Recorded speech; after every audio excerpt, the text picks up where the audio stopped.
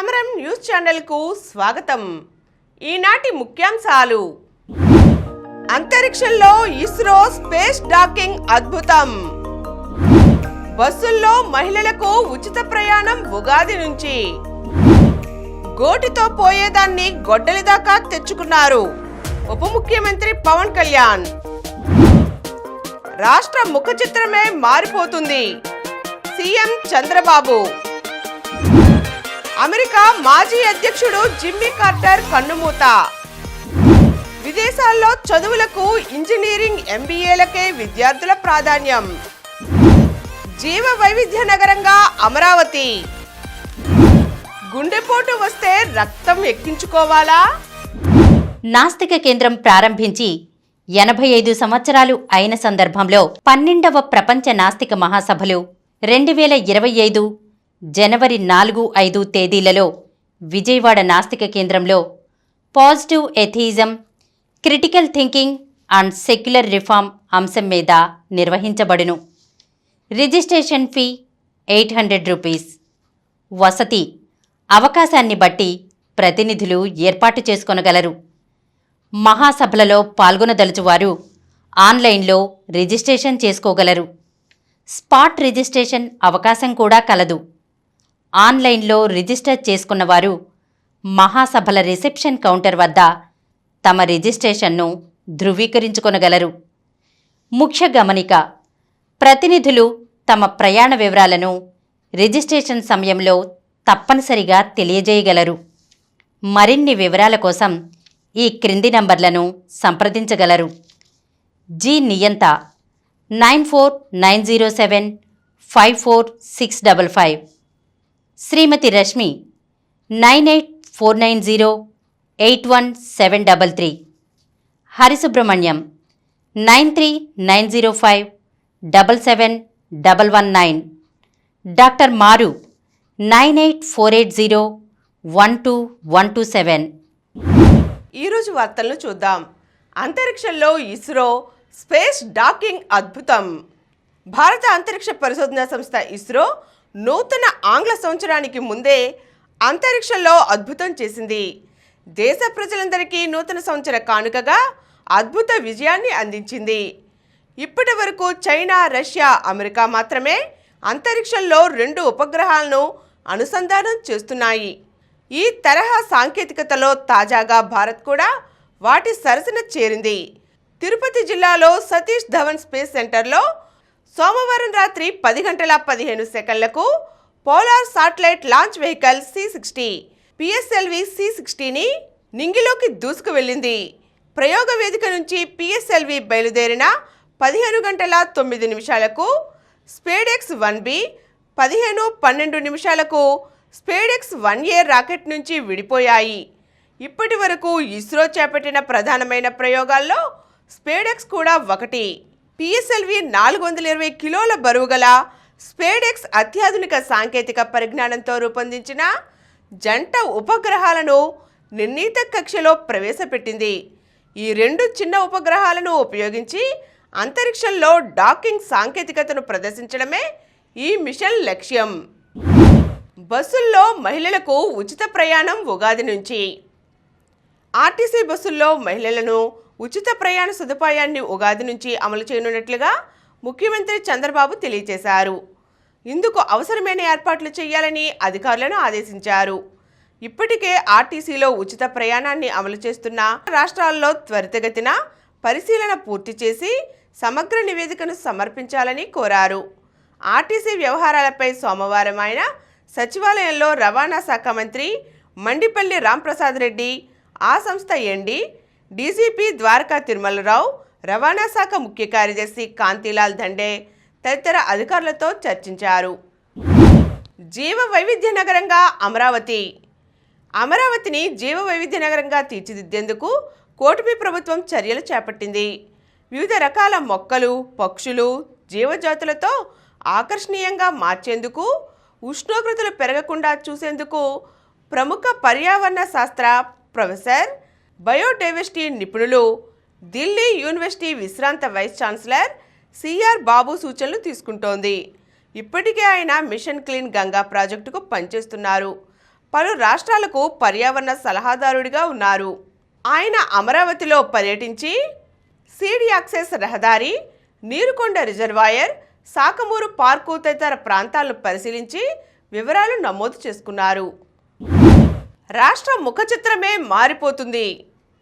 గోదావరి బనకచర్ల అనుసంధాన ప్రాజెక్టు రాష్ట్ర భవిష్యత్తును మార్చేసే, సంపద సృష్టించే, ప్రజల తలసరి ఆదాయాన్ని గణనీయంగా పెంచే గేమ్ చేంజర్ అని ముఖ్యమంత్రి చంద్రబాబు అభివర్ణించారు. ఈ ప్రాజెక్టుతో దేశంలోనే అత్యుత్తమ నీటిపారుదల వ్యవస్థ ఏపీలో ఏర్పడుతుందని తెలిపారు. రాష్ట్ర చరిత్రను తిరగరాసే, సుసంపన్నం చేసే ఈ ప్రాజెక్టుకు తెలుగు తల్లికి జలహారతిగా పేరు నమోదు చేశారు. ప్రతిపాదిత గోదావరి బనకచర్ల అనుసంధాన ప్రాజెక్టుపై సీఎం సోమవారం సచివాలయంలో విలేకరుల సమావేశంలో పవర్ పాయింట్ ప్రజెంటేషన్ సమర్పించారు. ఏటా సగటున 2,989 టీఎంసీల గోదావరి జలాలు సముద్రం పాలవుతున్నాయని, వాటిలో 300 టీఎంసీల జలాల్ని ఈ ప్రాజెక్టు ద్వారా మళ్లిస్తామని తెలిపారు.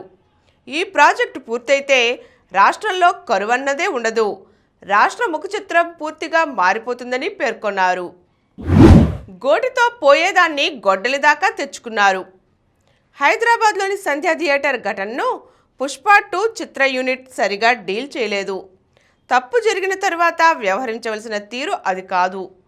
సినిమా కోసం ఒక యూనిట్గా పనిచేసి ఏదైనా ఇబ్బంది వస్తే మాత్రం దానికి సినిమా హీరోను బాధ్యుణ్ణి చేయడం సరికాదు. అనవసరంగా గోటితో పోయేదాన్ని గొడ్డలి వరకు తెచ్చుకున్నారు. ఈ అంశంలో తెలంగాణ ముఖ్యమంత్రి రేవంత్ రెడ్డిని తప్పు పట్టవలసిన పని లేదు. ఆయన ప్రజల విషయంలో ఎలా వ్యవహరించాలో అలానే వ్యవహరించారు.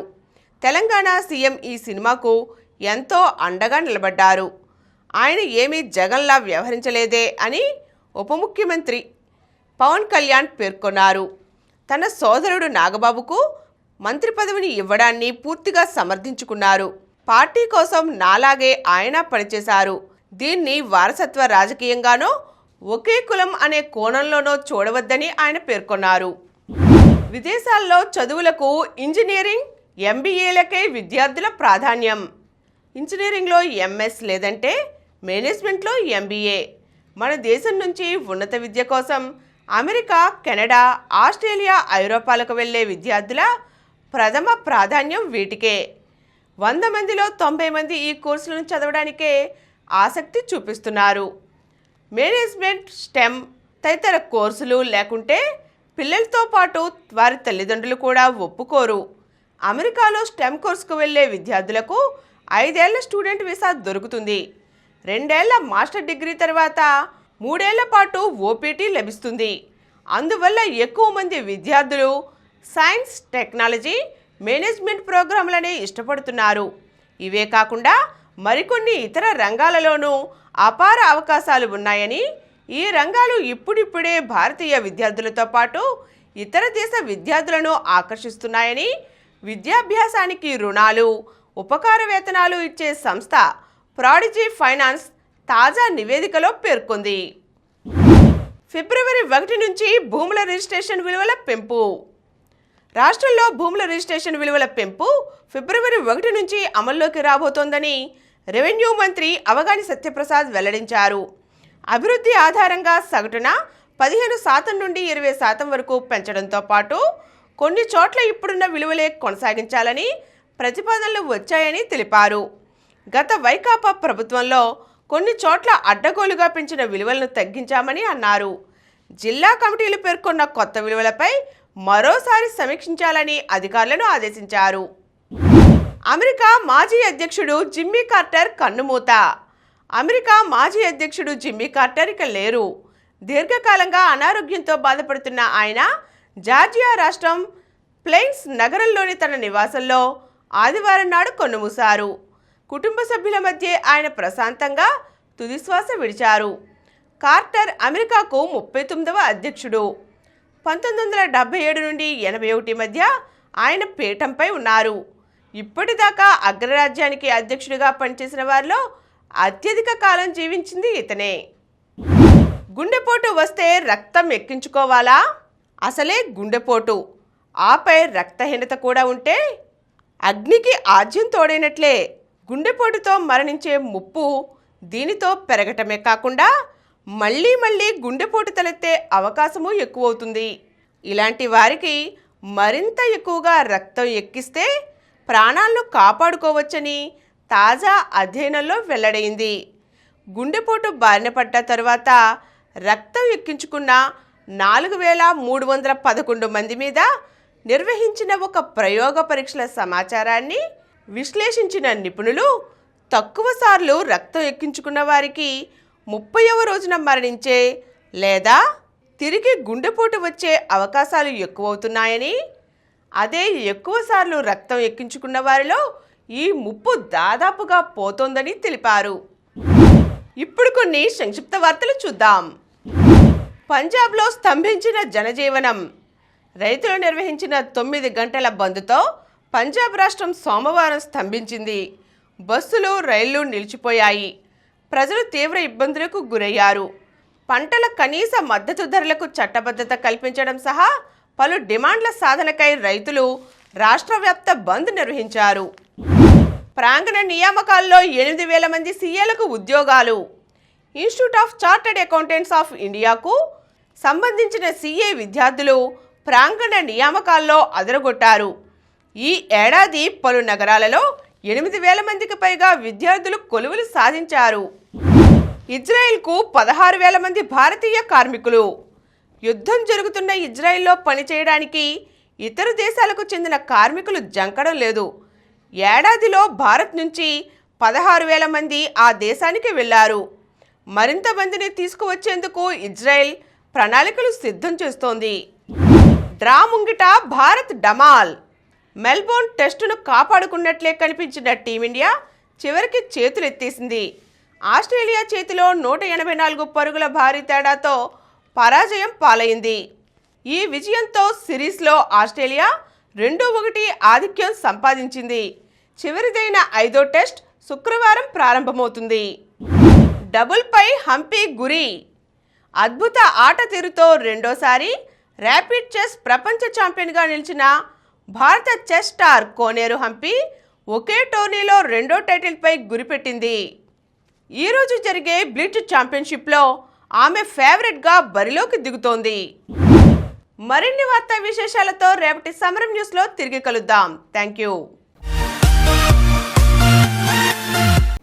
ప్రతిరోజు వార్తా విశేషాల కోసం అనతి కాలంలోనే 20 కోట్ల వ్యూస్ సాధించిన సమరం ఛానల్ సమర్పించు సమరం న్యూస్ ఛానల్కు సబ్స్క్రైబ్ చేయండి, లైక్ చేయండి, మీ ఫ్రెండ్స్కి షేర్ చేయండి. అలాగే ప్రక్కనున్న గంట సింబల్ని ప్రెస్ చేయడం మర్చిపోకండి.